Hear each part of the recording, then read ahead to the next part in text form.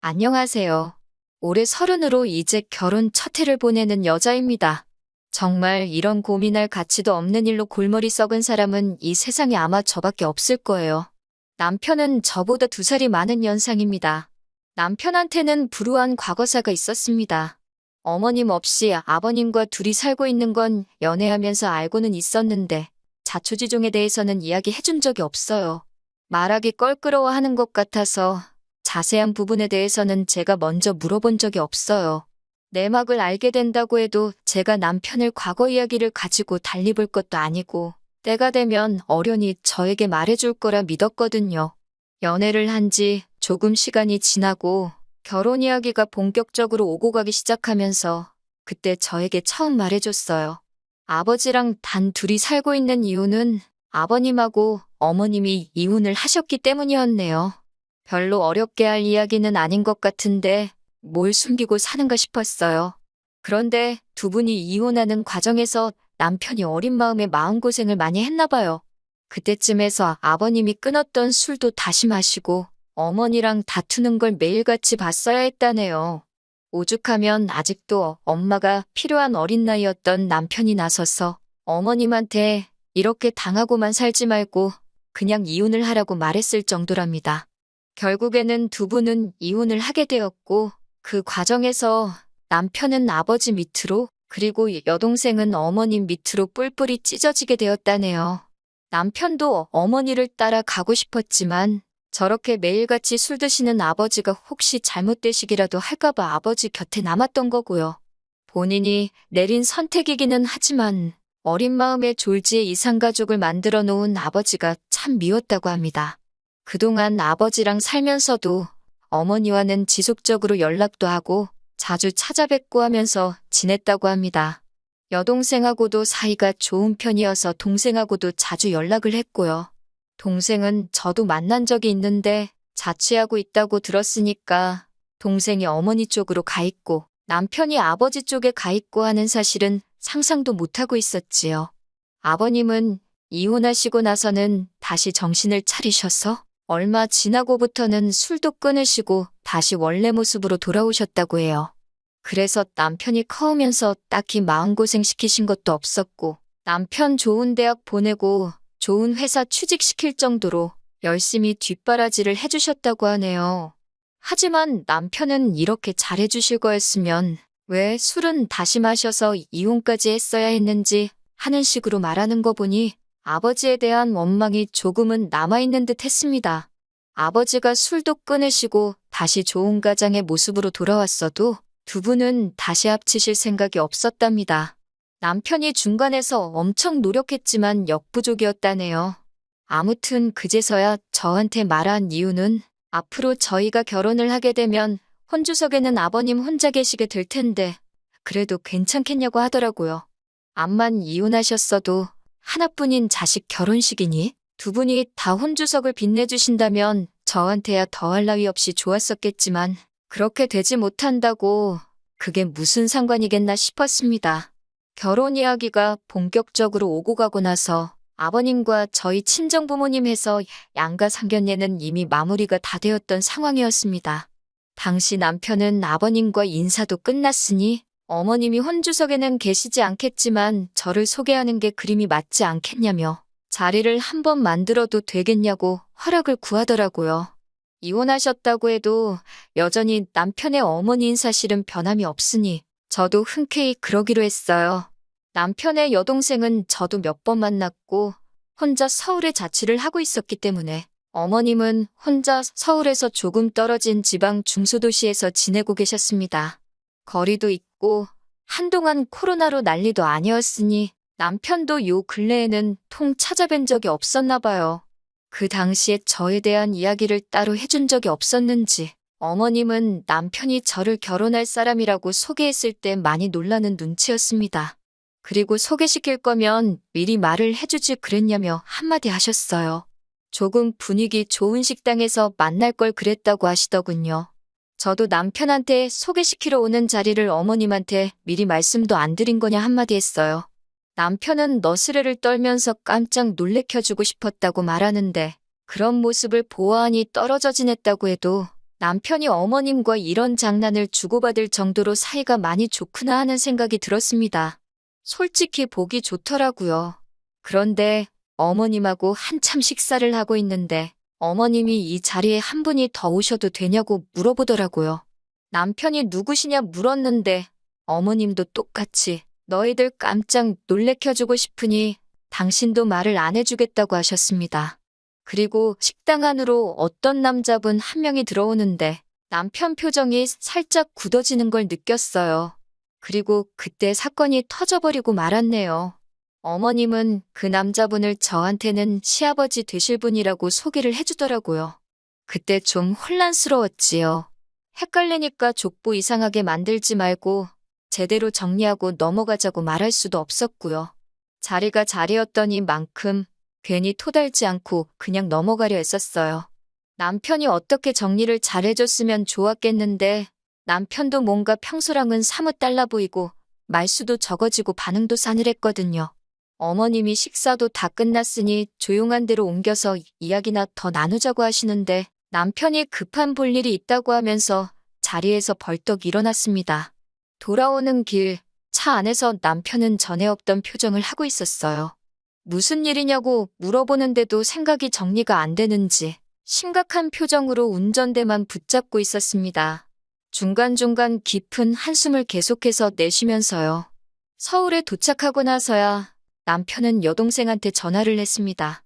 어머님, 아버님이 갈라선 것만 알지 자세한 내막은 제가 전혀 모르는 부분이다 보니 함부로 끼어들 수가 없었어요. 그런데 남편은 말 그대로 멘붕이 왔는지 어이없어 하면서 말을 잇지 못하더라고요. 남편은 생각이 정리가 겨우 다 된 건지 그제서야 저한테 입을 열었습니다. 눈가에는 눈물까지 고여서 자기는 이제 어떡하냐고 하면서 제 앞에서 처음 눈물을 보이더라고요. 참 놀라운 이야기였습니다. 아버님하고 어머님이 이혼할 때쯤에서 아버님께서 술 취해서 항상 어머님한테 폭언을 하며 언급하던 사람이 있었답니다.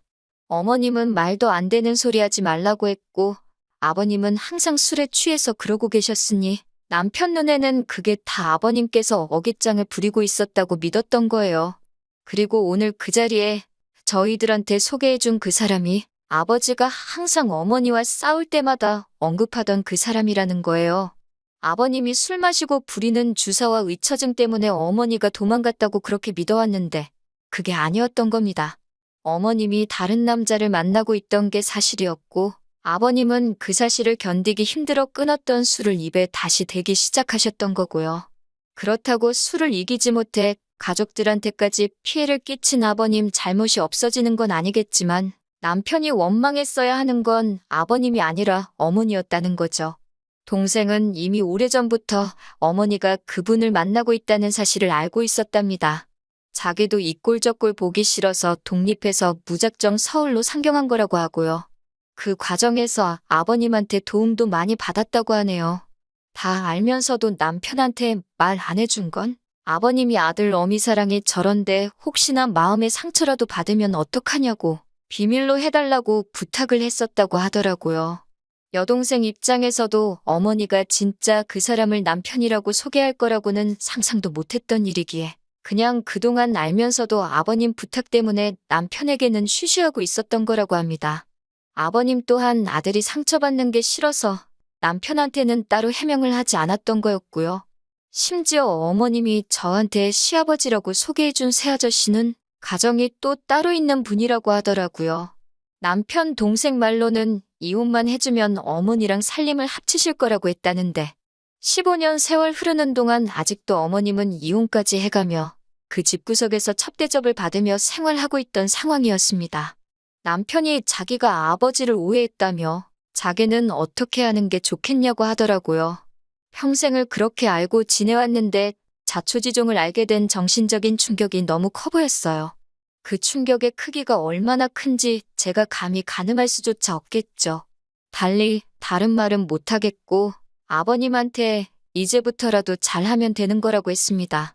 아버님이 비밀로 하신 것도 나름의 이유가 있지 않았겠느냐고요. 뒤늦게라도 오해가 풀렸으니 더 다행인 거고 그게 우리 결혼하기 전이라서 더 다행인 거라고 남편을 다독여줬습니다. 남편도 생각했던 것보다 금방 털어내고 일어났어요. 자기가 마음고생한 게 힘들어한다고 없어진 것도 아니고 말이죠. 남편은 남편 나름대로 여기까지 와서 돌이킬 수 없으니 그냥 여태껏 해왔던 만큼 하고 늦게나마 아버님께 더 많은 효도를 하는 걸로 마음 정리를 한 것 같더라고요. 솔직한 마음에 남편이 어머님에게 미련을 두는 것부터가 이해가 가질 않았습니다. 여태껏 해온 만큼 한다는 말이 도무지 이해가 가지를 않았어요. 몇 번이고 아들한테 진실을 말할 기회가 있었는데 그동안 이런 방구도 없다가 정말 말도 안 되는 타이밍에 사실은 당신이 바람핀 게 맞다고 충격 고백을 해버린 거잖아요. 하지만 남편 마음에 내심 어머님이 불편해지기는 한 것 같더라고요. 물어보지는 않았지만 그 뒤로 어머님께 따로 연락을 드리거나 한 적은 없는 것 같았어요. 그런데 어느 날 저한테 어머님으로부터 연락이 오게 되었습니다. 결혼 준비는 잘 되고 있느냐 하는 안부 전화인 줄 알았어요. 혼주석은 아니더라도 하객으로 오시기로 했으니, 그런데 남편이 통 연락이 없으니 결혼식 날짜도 언제인지 모르고 궁금해서 전화했다 하시더라고요. 문제없이 결혼 준비도 잘 되고 있고 날짜는 아직 안 잡혔으니 잡히자마자 바로 알려드리겠다 대답했습니다. 그런데 어머님이 다짜고짜 저한테 그러는 게 아니라고 하더라고요. 결혼이라는 게 일륜지대사인데 시어머니인 자기가 상황을 속속들이 알고 있어야 한다면서요. 그렇게 잔소리가 이어지다가 결국 저한테 전화한 본론을 꺼내시더군요.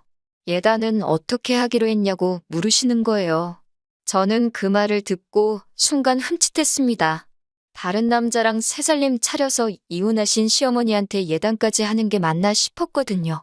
제가 말을 잇지 못하고 있으니 자기가 큰 거 바라는 게 아니고 지금 살고 계시는 집이 많이 낡았으니 도배랑 장판이며 간단한 리모델링 정도만 해주면 된다고 하시면서 자기가 견적도 다 받아놨다고 자기 계좌로 500만 원만 보내주면 된다고 하시는 거예요. 어이가 없었어요. 솔직히 예단이나 그런 걸 떠나서 이건 거의 삥 뜯는 거나 마찬가지잖아요?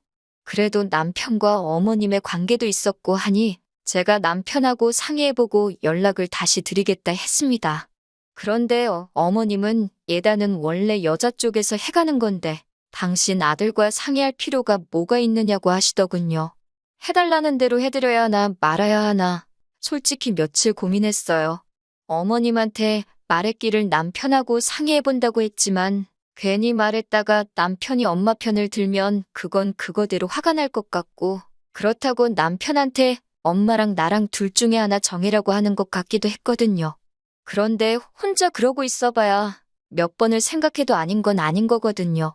제가 해줄 것도 아니고 오히려 어머님이 어머님대로 남편한테 저를 이상한 사람 취급하며 전화를 하게 만들 바에 제가 선수 치는 게 낫겠다 생각해서 남편한테 말했어요. 남편은 그 자리에서 딱 잘라서 그걸 왜 해주냐며 해줄 필요 없다고 단칼에 정리를 해주더라고요. 그것도 모자라 바로 어머님한테 전화해서 그건 동생 시집 보내실 때 동생 남편 쪽에 물어서 받으시라 강하게 말하더군요. 제가 왜 이걸 여태 혼자서 고민했나 싶을 정도로 시원하게 말을 해줘서 한시름 놓았습니다. 그래도 평생 연락하며 지내온 어머니인데 팔이 안으로 굽지는 않을까 내심 걱정했었으니까요. 결혼식 얼마 남기지 않고 어머님이 그것 때문에 기분이 상해서 그러신 건지는 모르겠지만 막무가내로 당신이 혼주석에 새아저씨랑 같이 해서 앉아야 쓰겠다고 억지를 부리시기 시작했습니다. 그래도 아들 결혼식인데 엄마가 당연히 혼주석에 앉아야지. 하객으로 부를 생각을 하느냐고 저희 보고도 생각이 짧다고 뭐라 하셨어요. 아버님까지 같이 해서 셋이서 앉아있으면 되는 거 아니냐고 억지를 부리시는데 남편도 이때는 속이 많이 상해 보였습니다. 그래도 어머니 과거 마음에 묻고 아무 일도 없었던 것처럼 살기로 마음먹었는데 들어주기 힘든 요구를 계속해서 해오시니까요. 결과적으로는 어머님의 요구는 받아들여지지 않았고 기어코 어머님은 아들 결혼식에 얼굴도 내비치지 않았습니다. 남편은 덤덤하게 넘어가려고 했지만 많이 아쉬워 보였어요. 아무튼 그렇게 저희는 결혼식을 무사하게 끝마치고 정식으로 부부가 되었지요. 그리고 얼마 전 추석 연휴가 시작하기 얼마 전의 일입니다.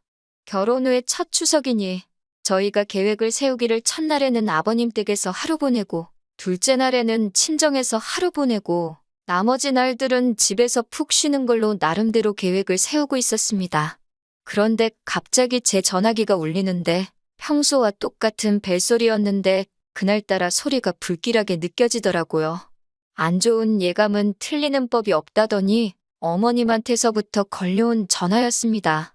결혼 전에는 예단 안 준다고 삐치고 그것 때문에 결혼식도 참석 안 하신 어머님이 하실 만한 말씀은 아니었던 것 같습니다.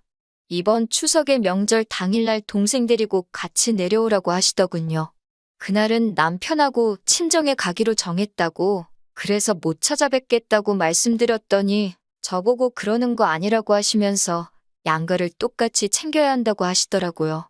양가 똑같이 챙길 거라고 연휴 시작하면 아버님 댁에서 하루 보내고 명절 당일날에 친정에서 하루 보내기로 한 거다 하고 설명을 드렸죠. 그러니까 어머님이 여자는 명절 당일에 친정을 가는 거 아니라고 그러니까 친정에는 명절 다음 날 가고 저희 보고 명절 당일에는 시댁으로 내려오라는 겁니다. 그 집구석이 시댁이라고 하는 것도 어이가 없었지만 더 어이가 없는 말을 이어서 하시더라고요. 첫 명절이니만큼 자기도 며느리가 차려주는 밥 한번 먹어봐야겠고 아들 내외한테 효도도 받아야겠다고 하시면서요. 효도를 계속 강조하시는 걸 보니 내려와서 밥을 해주든 사주던지 하고 용돈까지 달라고 길게 돌려서 하시는 말로밖에 안 들리더군요. 듣고만 있기에는 너무 안타까워서 한마디 했습니다. 어머님한테 아무리 착각은 자유라지만 잘못해도 너무 잘못 생각하고 계시는 거 아니냐고요. 제가 어머님을 아줌마가 아니라 어머님이라고 불러드리는 이유는 남편을 낳아주신 분이기에 어머님이라고 불러드리고 있는 것일 뿐 제가 남들 하나밖에 없는 시댁을 저 혼자만 두 개를 갖고 싶어서 어머님이라고 부르고 있는 게 아니라고요. 저한테 시아버지 되실 분이라고 소개해 주셨지만 그분은 어머님이랑 사실 분이지 저랑은 상관도 없는 사람이지 않냐고. 그렇게 된다면 어머님한테 효도해야 할 자식들은 그쪽에 따로 있지 않으시냐고. 번지수 잘못 찾으신 거 아니냐고 했습니다. 왜 그쪽 집구석하고는 일도 연관없는 저희들 보고 남의 집에다가 효도를 하라고 하시는지 모르겠다고 말이지요. 자꾸 모르는 집에 효도하라고 강요하시면 저도 어머님을 어머님이라고 부르지 못하고 아줌마라고 불러야 한다고 말씀드렸어요. 어머님이 중간중간에 끼어들면서 제 말을 끊으려고 하고 말 다 했냐고 성질을 부리셨지만 아랑곳하지 않고 저도 어머님이 끼어든 말에 다시 끼어들어서 제가 하고 싶던 말 다 했습니다. 그동안 알게 모르게 마음고생하고 아직도 마음속에 죄책감을 가진 채 상처 속에 살아가는 남편을 떠올리니까 너무했다는 생각도 들지 않고 말이 술술 쏟아져 나오던걸요? 어머님은 저보고 말 잘했다고 이거 다 녹음해놨으니 자기 아들 들려주고 저는 책임지고 당신이 이혼을 시키겠네 어쩌네 하시더라고요. 그래서 저도 그러실 수 있으면 그렇게 하시라고 했습니다.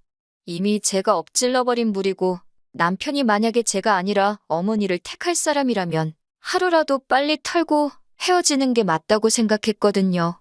남편이 퇴근할 시간이 지나서도 집에 오지를 않더라고요. 전화를 아무리 걸어도 통화 중이고 솔직히 이때 저도 안 좋은 생각을 했습니다. 어머니랑 뭔 이야기를 저렇게 오래 하길래 아직도 통화 중이고 집에도 들어올 생각을 안 하는지 걱정이 돼서 지하주차장 쪽으로 내려가니 남편이 차 안에서 통화를 하고 있더라고요. 얼마나 통화에 열중했는지 제가 근처를 지나가는데도 보지 못하고 무슨 이야기를 했는지 모르지만 제가 차 근처에 갔을 때는 통화가 마무리되고 있는 상황이었습니다.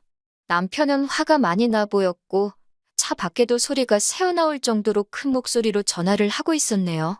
어머니 때문에 자기가 아버지와 평생 오해도 풀지 못할 뻔했고 동생도 저한테 비밀을 가진 채 살아갈 뻔했다고. 그런데 이제는 그걸로 모자라서 전화해서 한다는 말이 평생 함께하기로 약속한 아내하고 이혼하라고 하시냐고. 그럴 일은 죽었다 깨나도 없을 거고 어머니가 나를 아들로서 전화하는 것도 오늘이 마지막이고 자기 볼 일도 두 번 다시는 없을 거라 말하고 전화를 끊더군요. 그리고 마음 정리가 안 되는지 분이 안 풀리는 건지 차 운전대에 기대서 한참 고개를 숙이고 있었습니다. 한참을 혼자 내버려뒀다가 너무 오래 걸리길래 유리창을 톡톡 노크해줬네요. 남편은 화들짝 놀라서는 차 밖으로 나오더군요. 그러면서 저한테 사과를 해왔습니다. 이미 예단 이야기 나왔을 때, 아니, 저한테 그 자식을 시아버지라고 소개했을 때부터 진작에 연을 끊어버렸어야 했는데 자기가 모질지가 못해서 못 볼 꼴 보게 만들었다고 미안하다고 하더라고요. 그리고 자기가 정신 차릴 수 있게 만들어줘서 고맙다고 앞으로 보란 듯이 행복한 가정을 꾸리겠다고 약속해왔습니다. 어머님한테 유독 약한 것 같아 걱정했는데 아무리 제가 일을 저질러 놨지만 저렇게 해결해 놓은 거 보니 저도 제가 사람 보는 눈이 정확했던 것 같아요. 추석도 잘 보냈습니다. 저희가 가는 날 맞춰서 신우도 따라왔었습니다. 신우도 어머님한테 명절이고 생신이고 진작에 그 집에 발길을 끄는 지 오래였더라고요. 신우랑 남편이 한자리에 있으니 아버님도 세상 그 어떤 때보다 행복해 보이셨습니다. 어머님은 명절이라고 새아저씨 집에 같이 가 계셨을지 혼자서 외롭게 보내셨을지 모르겠습니다. 하지만 이제 보고 지낼 일도 없으니 제가 그렇게 신경 쓸 일도 아니겠죠. 가만히라도 계셨으면 근근히 아들 어떻게 지내는지 소식 들으며 저희도 자식돌이 며느리돌이 다 해가며 당신 원하던 효도 받으며 사셨을 텐데 욕심이 너무 과하셨던 것 같습니다. 이렇게 되었으니 저도 어머님이 바라는 대로 되지 않게 남편하고 누구보다 더 행복하게 살아가려고 해요. 긴 이야기 여기까지 다 들어주셔서 너무너무 감사하고 좋은 날, 좋은 하루 되기를 기원합니다. 얼마 전 이혼한 30대 중반 여자입니다. 무슨 기대로 이렇게 시간만 낭비했는지 정말 후회만 남네요. 남편이랑 결혼하기 전에 장거리 연애를 한 적이 있습니다. 남편이 다니던 회사에서 지사를 내는데 본사 직원 중에 한 명이 직원 교육이면 뭐 여러 가지 해줘야 할 게 있었어요. 그런데 마침 그 회사가 남편 고향에서도 심지어 시부모님 댁에서도 10분 거리도 되지 않아서 남편은 원하지 않았지만 한동안 지방생활하면서 장거리 연애를 했어야 했던 적이 있습니다. 그때 저도 고생을 했지만 워낙 남편이 잘해줬기도 하고 시어머니도 다른 건 몰라도 그때만큼은 저에게 따뜻하게 대해주셨어요. 그래서 결혼을 결심하기도 했습니다. 아무래도 장거리 연애를 하면서 데이트를 하다 보니 한 달에 두세 번 보는 게 전부였지만 남편이 서울로 올라오거나 제가 내려갈 때면 무조건 1박을 하게 되었습니다. 그렇다고 저희가 무슨 호텔을 잡아서 그런 건 아니고 당시에 저나 남편이나 서로 부모님 집에서 신세를 지고 있었기에 결혼 이야기가 오고 간 사이는 아니지만 먼 길 오는 데만 해도 교통비를 써놓고 잠자는 것까지 돈을 내냐며 양가 부모님께서 각자 집에 빈 방을 내어주신 덕분에 돈을 많이 아낄 수 있었지요.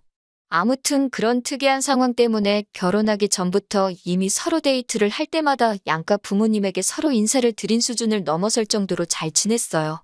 시댁은 남편 아래로 남동생이 한 명 있는 아들만 2명 있는 집이었던지라 결혼 전 시어머니께서는 항상 집에 딸이 있었으면 이런 기분이었겠다며 저한테 엄청 잘해주셨습니다. 적어도 그때는 말이지요. 저한테도 남동생이 있어요. 여타 다른 남동생들과 크게 다를 것 없이 제 남동생도 사춘기가 찾아온 게 아직도 가시지 않은 것 마냥 틱틱대고 말 믿게 하고 그러기가 일쑤였죠. 저랑 나이 차이도 많이 나는 편이다 보니 집에서 듬직하거나 믿음직스러운 부분이 하나도 없었는데 남편이 찾아올 때마다 집안에 무거운 거 옮겨가며 청소며 그런 걸 다 해주다 보니 친정어머니도 남편이 듬직하다고 좋아라 하셨고요. 그렇게 장거리 연애를 2년 가까운 시간 동안 하다 보니 시어머니께서 먼저 말을 꺼내시더라고요. 이제 너희들 나이도 나이고 결혼이나 뭐나 장래를 생각해봐야 할 시기가 아니겠냐고 하시면서요. 사실 남편이 지방 근무를 하는 게 언제까지 있어야 하는 건지 확신이 없는 마당에 저는 아직 결혼은 시기상조라고 생각했어요. 시부모님이 저한테 잘 대해주셨던 것도 친정부모님이 남편을 마음에 들어라 하셨던 것도 다 떠나서 저는 직장이 서울에 있는데 장거리 연애로 모자라서 장거리 부부 생활을 얼마나 더 해야 하는 건지 그게 부담이 되기도 하고 걱정도 많이 되었었거든요. 연애 기간 동안 그래도 각자 빈 방을 내어주신 덕분에다가 남편도 저 만날 때 말고는 딱히 돈 쓸 일도 없었고 저도 서울에 살고 있었지만 주말에는 거의 남편과 보내는 게 전부였다 보니 돈을 많이 아낄 수가 있었어요. 연애 초반에는 각자 모아둔 돈이 썩 많지 않았던 상황이었는데 장거리 생활을 하다 보니 둘 다 통장에 있는 돈이 꽤나 목돈이 되었더라고요. 그러던 와중에 남편이 저한테 청혼을 해왔습니다. 회사에서 좋은 제안이 있었다네요. 5년만 지방지사에서 더 열심히 해서 자리 잡아놓으면 임원급까지는 아니겠지만 본사에 좋은 자리 하나 만들어주고 서울로 다시 보내주겠다고요. 남편을 지사에 잡아두려는 속셈인 게 뻔하긴 했지만 서울로 돌아가게 되면서 좋은 조건으로 연봉 협상을 할 수 있게 된 거나 마찬가지여서 남편 계산에는 제가 다니고 있던 직장을 그만두더라도 남편 혼자 외벌이로 충분히 가정을 꾸려나갈 수 있겠다는 확신이 섰나 봅니다. 제가 다니던 직장을 그만두고 결혼을 해야 하는 것도 많이 아쉽고 부모님 곁을 떠나서 5년을 타지에서 지내야 한다는 게 덜컥 겁이 나기는 했어요. 하지만 무엇보다 결혼을 망설이게 만들었던 건 결혼을 하게 된다면 신혼생활을 시댁에서 시부모님과 함께 해야 한다는 이유였습니다.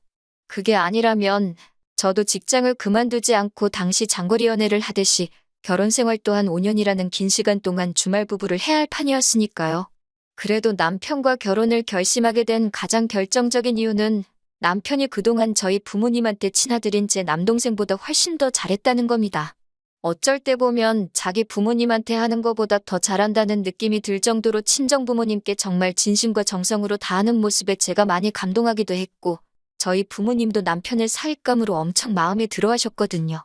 거기에 제가 남편을 보러 내려갔을 때도 시어머니께서도 그동안은 저를 딸이다 생각하겠다 말씀하셨고 실제로 저한테 잘해주셨던 점 때문에 서로가 서로에게 그리고 양가 부모님들께 정이 들어서 그런지 쉽게 헤어질 수가 없었어요. 그래서 2달이라는 긴 시간 동안 고민한 끝에 결혼을 하기로 결심을 했었네요. 매주마다 남자친구였던 남편의 본가에 왕래하면서 자연스럽게 시댁이 그렇게 여유가 있는 집안이 아니라는 건 미리 인지하고 있었지만 저는 크게 상관없었습니다. 제 친정도 노후는 다 준비되셨지만 그렇다고 생활이 넉넉한 상황은 아니었어요. 거기에 남편과 제가 서로 모은 돈이 상당했고 결혼할 때 시댁에서 지원을 받지 않는 편이 비슷하게 형편 안 좋은 저희 부모님 손을 벌릴 필요가 없다고 생각했기 때문에 오히려 양가 상황이 비슷하다는 게 저에게는 부담이 적어서 더 좋은 게 아닌가 하는 생각이 들었습니다. 결혼 준비도 예단 예물 없이 간소하게 올리기로 했어요. 서로 부를 사람도 많이 없고 집안끼리 거리도 상당했었거든요. 다행히 시댁에서는 친정부모님이 멀리까지 오실 필요 있냐고 하시며 버스 내절에서 서울에서 결혼식을 일부러 올리는 사람들도 많지 않냐고 친정 쪽 편의를 많이 봐줬습니다. 결혼 준비도 차근차근 하나씩 별다른 의견 충돌 없이 진행이 되고 있었는데 남편과 의견 차이가 생기는 부분이 딱 하나 있었으니 그건 다른 게 아니고 신혼집에 관한 문제였습니다. 당시 유행처럼 돌던 말이 있었는데 서울 아파트 값은 오늘이 제일 싸다는 말이었어요. 그래서 저는 어차피 5년 뒤에 서울 본사로 복직을 할 텐데 모자란 돈은 대출을 받는다 하더라도 서울에 집을 구하고 싶었습니다. 그런데 남편의 경우에는 어차피 결혼 후에 시부모님 밑에 들어가 살게 되면 집 관련해서 돈 한 푼도 쓰지 않을 텐데 뭐하러 미리 집을 사냐고 하는 말이었어요. 만약에 집값이 안 오르면 우리는 쓸데없이 이자로 돈만 버리는 거 아니냐고 하는 게 남편의 의견이었죠. 남편 말이 무조건 틀린 말도 아니고 제 의견이 무조건 맞는 의견도 아니었죠. 미래를 미리 알 수는 없으니까요. 그래도 저는 꼭 서울에 집을 구하고 싶었던 이유가 따로 있었습니다. 저희가 집값이 오를지 말지 미리 알지 못하듯 사람 일도 똑같이 어떻게 될지 알 수 없는 일인데 회사에선 남편에게 5년 뒤에 좋은 자리를 약속해줬지만 그게 무슨 계약서가 있는 것도 아니고 어떻게 될지는 정말 아무도 모르는 거잖아요. 그래서 저는 적어도 5년 뒤에 저희가 예상한 대로 잘 되지 않았을 때 적어도 서울에 집이 있으면 무슨 수를 써서라도 저희가 어떻게든 삶의 터전을 옮기려 노력하지 않을까 하는 마음이 더 컸습니다. 하지만 남편의 고집 또한 보통이 아니었어요. 기어이 남편은 제가 서울에 집을 정 구해야만 하겠다면 말리지 않겠다고 한 발자국 양보를 해주듯 이야기하더라고요. 하지만 남편이 내건 조건은 서울에 집을 사는 건 제가 모은 돈으로만 대출을 받아야 한다면 대출도 제 이름으로 받아야 하고 대출금 상환 또한 제가 벌어서 제 돈으로 갚아야 한다고 하는 겁니다. 그리고 남편은 여태까지 모은 돈을 포함해 앞으로 5년 동안 회사 생활하면서 돈 한 푼도 쓰지 않고 그대로 모아서 저희가 서울로 돌아가게 되면 그때 대출금을 자기가 모은 돈으로 한 번에 갚아버리면 되는 거 아니겠냐고 하더라고요. 대출을 더 받는 만큼 이자 부담도 커지겠지만 이걸로 더는 남편하고 신랑이 하고 싶지도 않았고 이 정도면 서로 반발자국 양보한 게 아닌가 싶어 알겠다 했습니다. 살짝 무리하는 감이 있기는 했지만 지방으로 내려가서도 제가 여태 하던 관련 직종에 취직을 할 수 있고 시집살이도 안 하게 되지 않겠나 싶어서 여러모로 저한테는 좋은 조건이었지요. 그래서 결혼 준비하면서 부동산도 백방으로 알아보다가 30년이나 된 복도식 구축 아파트이긴 했지만 정말 좋은 가격에 대출도 없이 아파트를 하나 구하게 되었습니다. 5년 뒤에 둘이 서울로 올라와서 살 집으로 삼기에는 조금 좁지는 않은가 하는 느낌이 들었지만 정말 좋은 가격에 사기도 했고 이 정도 돈이면 집값이 떨어져도 얼마나 떨어지겠나 싶었어요. 구축이다 보니 재개발 호재도 있었고 말이죠. 그런데 집을 계약하는 과정에 있어서 남편이 공동명의를 요구해 왔습니다. 공동명의 하는 게 뭐가 어렵겠나 싶었는데 생각해보니 이 집에 남편 돈 들어간 거 한 푼도 없으니 지금 당장 집값이 반을 내놓으면 공동명의를 해주겠다 했어요. 어차피 5년 뒤에 주나 지금 주나 똑같은데 그러기는 또 싫었나 봅니다. 남편은 끝까지 고집을 부리면서 어차피 5년 뒤면 집값은 폭락할 테니 그때 돼서 집값이 반을 주고 공동명의로 돌리겠다고 하더라고요. 공동명의는 집값이 반을 받기만 하면 해줄 수 있는 거고 그 집이야 미래에 어차피 우리가 살 집이니 당신 알아서 하라고 하고 말았습니다.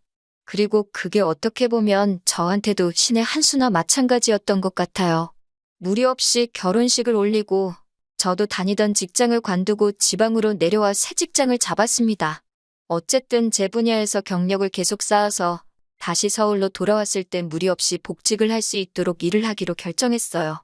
월급은 당연히 서울에서 다니던 회사에 비교할 정도가 아니었어요. 그래도 계속해서 일을 할 수 있다는 사실에 감사했습니다. 그런데 결혼 전에는 저를 딸처럼 생각하겠다 하던 시어머니가 점점 변하기 시작했어요. 며느리가 들어왔는데 왜 내가 아직도 살림을 해야 하느냐고 하더라고요. 아무리 딸 같은 며느리, 엄마 같은 시어머니라고 외쳐도 어머님과 저는 절대로 섞일 수 없는 물과 기름 같은 존재라는 생각이 들었습니다. 어머님은 제가 결혼하고 오면 새 직장을 갖지 않을 거라고 생각하셨다네요. 제가 뭐가 아쉬워서 잘 다니던 회사까지 때려치고 와서 시부모님 모시는 전업주부 생활을 하겠어요? 그렇게 말을 하지는 않았지만 저도 다 계획이 있어서 회사에 다니고 있는 거라고만 설명드렸습니다. 어머님 입장에서는 입이 하나 더 늘은 게 못마땅하셨고 제가 남편이 요구했던 공동명의까지 거절을 했다 보니 저한테 쌓인 게 좀 있어 보이셨어요. 결국에는 저보고 아무리 그래도 그렇지 맨입으로 시집아 놓고서는 뭐가 그렇게 당당하냐고 뭐라 하시더라고요. 그게 무슨 말씀이냐 했더니 여자가 결혼할 때 혼수를 해오는 게 당연한 거 아니냐고 하시며 어머님 댁에 보일러도 오래되고 가전이며 가구도 다 쓸 만큼 쓴 오래된 것들인데 그런 걸 제가 다 바꿔와야 한다고 하시는 거예요.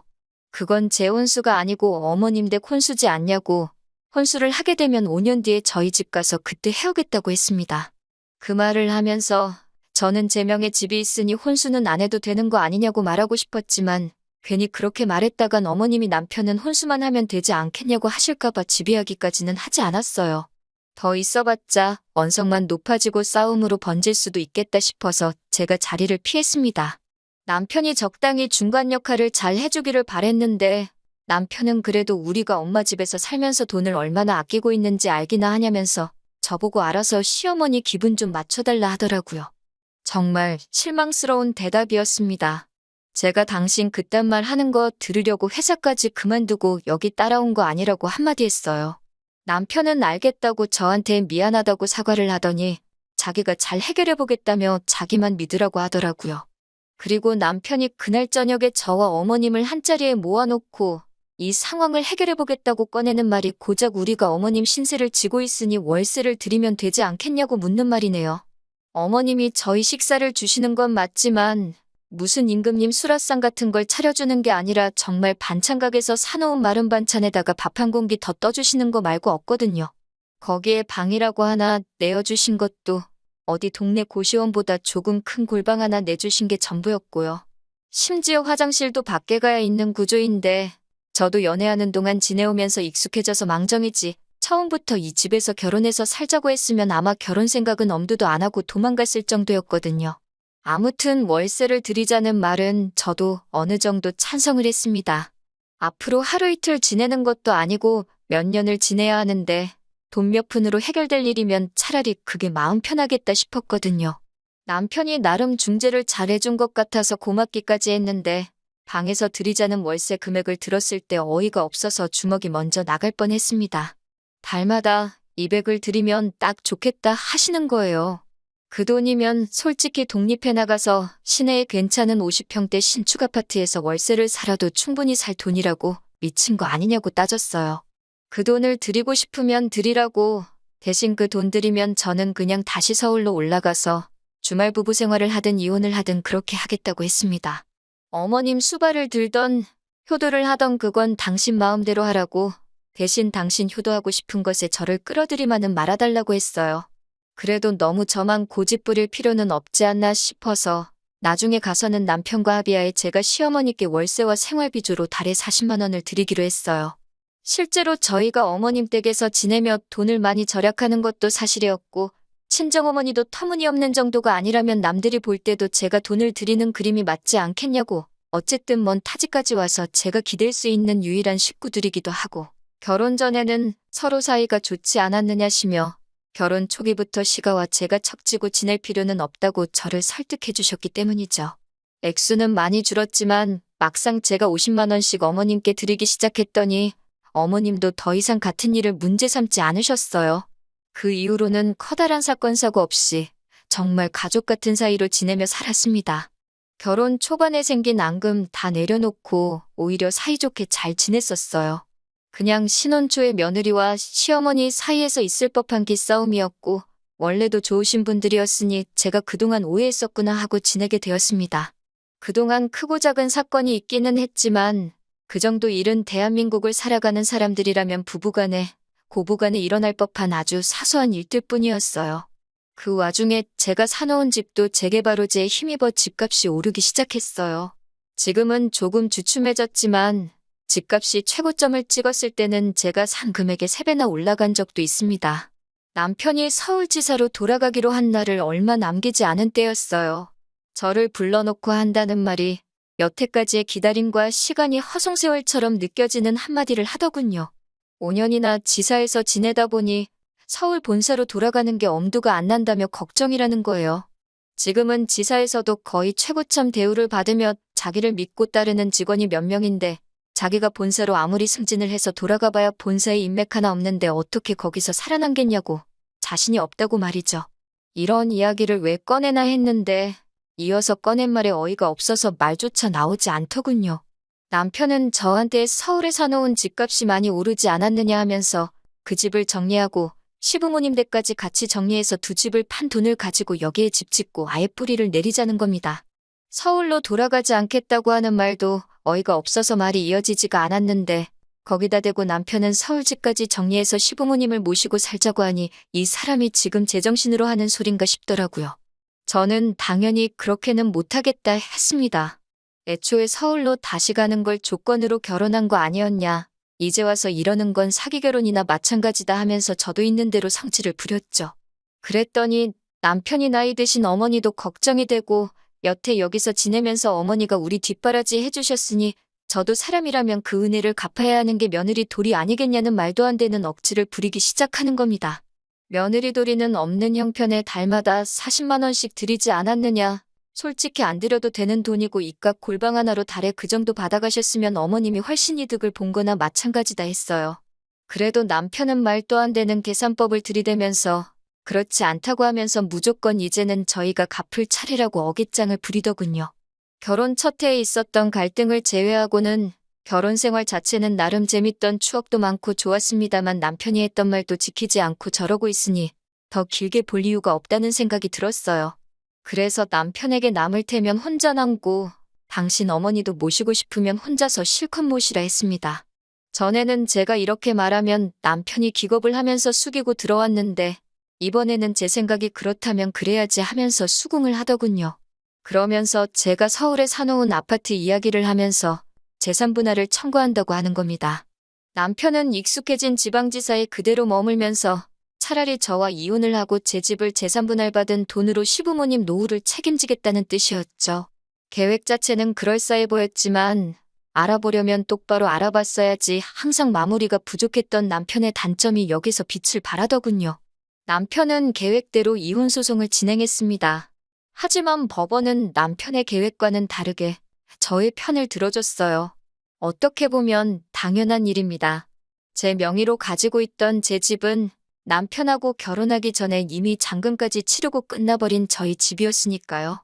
제가 그 재산을 형성하는 데 있어 남편이 기여한 바가 하나도 없기 때문에 남편은 그 집에 대한 어떠한 청구권도 가질 수 없었어요. 하지만 저는 달랐습니다. 저는 제가 남편을 따라 타지까지 내려가면서 시어머니 집에 얹혀 살며 남편과 맞벌이 생활을 하며 다달이 어머님께 월세를 주고 있던 사실을 인정받을 수 있었어요. 말인즉슨 남편이 여태껏 회사 생활하면서 모아왔던 월급에 대해 어머님께 월세를 드리고 있던 사실의 근거에 공동의 재산 증식을 위해 제가 기여한 부분이 있다는 걸 인정받게 되면서 남편이 모은 돈에 대한 재산 분할 청구권을 가질 수 있었다는 겁니다.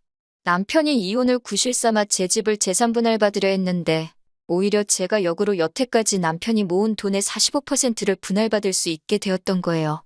이혼 소송이 끝나고 나서야 남편은 제게 잘못했다고 애초에 우리가 하기로 했던 대로 서울로 돌아가자, 가서 우리 집에서 새롭게 다시 시작하자, 이런 말도 안 되는 소리를 하면서 제 마음을 돌려보려고 하더군요. 미안하지만 이미 기차는 떠난 뒤였어요.